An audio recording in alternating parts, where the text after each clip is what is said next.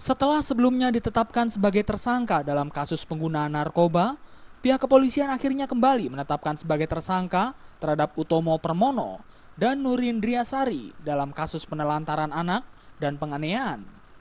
Direktur Ditreskrimum Polda Metro Jaya Kombes Pol Krisnamurti mengatakan, dari hasil tes kejiwaan dipastikan bahwa kondisi kejiwaan keduanya dalam keadaan normal.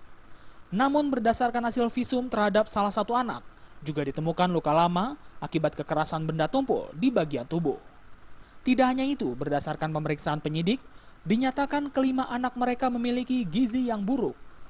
Korbannya para anak-anak itu dan visum dari yang memberikan analisa terhadap kondisi psikis anak-anak pelaku, ya, dari anak-anak pelaku.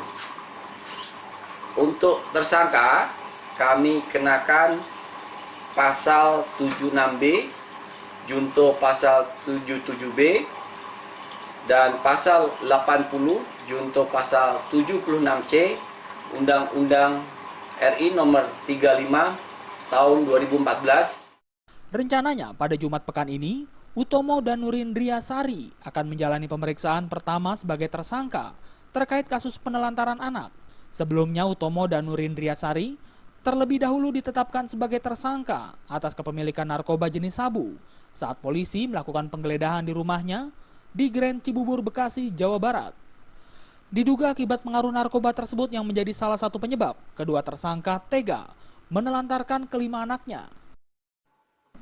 Dari Jakarta, Zikri Amin melaporkan.